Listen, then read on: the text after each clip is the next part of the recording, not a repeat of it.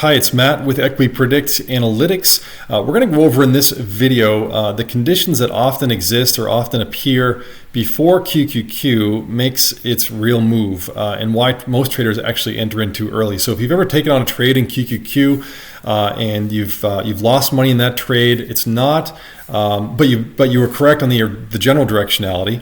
It's not likely your analysis that's the problem. It's likely your timing, okay, and what you're actually looking for before the move happens. So just briefly, if you're enjoying some of the content we're providing, please do subscribe to the channel. You can also head over to our website, EquiPredict.com. We have a new QQQ timing guide, which outlines the three primary conditions or the signals that we're looking for before QQQ makes its move.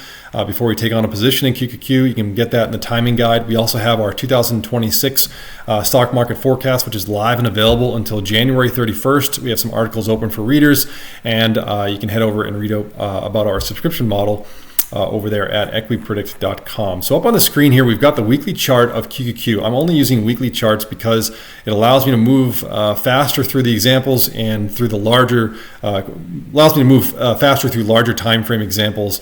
I've got 3 to go through here. So the problem is this: most retail traders, most traders out there, they'll end up chasing breakouts, and they'll end up sitting on losses relatively quickly without understanding what to look for in essentially what to be looking for while they're waiting for that particular breakout to happen, the right breakout, I should say. So here's an example, again, going back to 2010. You've got a breakout here. Folks are looking at this high going into early 2010 and saying, okay, well, price is starting to break out. It's a good time to take on a long position. But in actuality, price starts to collapse relatively quickly. They're likely sitting on losses at that particular time. On the smaller time frames, you've probably got some a swing low here in March of 2010. Stops are set there, but they've already been taken out. And as you can see, price even collapses further, even below the swing low of February of 2010, and you've gotten stopped out even if you waited that long. So what we're really looking for, one of the signals is price compression over a particular time frame. In this particular case, this is a weekly chart. We're looking for price to start to compress, and we want those moving averages, okay, which I have here overlaid in 18 and 40, a very simple procedure, a very simple technique. You can head over to other videos I have set up for how to use the moving averages as signals to take on a position. We want price to start to compress within a particular time frame before taking on a move, and those moving averages to start to try and flatten out. And that's what's happening here. So this tells you that the next move is going to start to happen. In that particular case, a nice pullback within the price compression window. So between this support and this resistance, you want to take on a position sometime here. This is, in this particular case, was August of 2010, and then price starts to go to the upside as the moving averages flatten out and start to turn upwards. Okay, so the second example, let's move forward here. Again, you had a breakout here. A lot of folks are probably looking at the breakout from April of 2010 and saying this is a great time to take on an entry because price is starting to break out.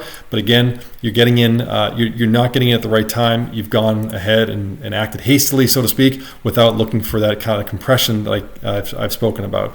So same thing happens here. Price starts to move sideways at best.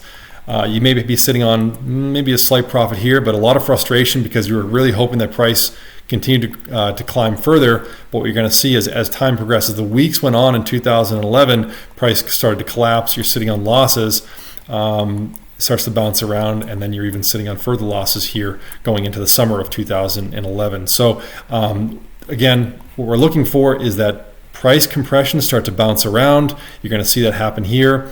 My recommendation is wait for a pullback on maybe a smaller time frame, which happened again here on the weekly chart. You had a pullback to this area of support.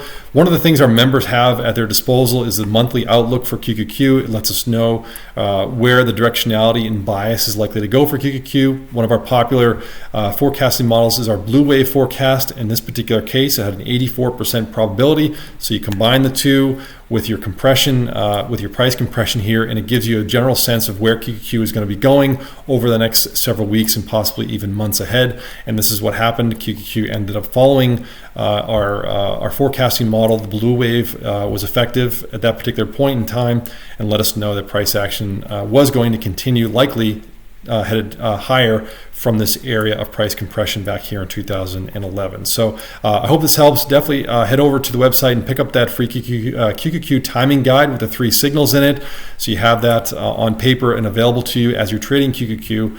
And good luck and good trading out there.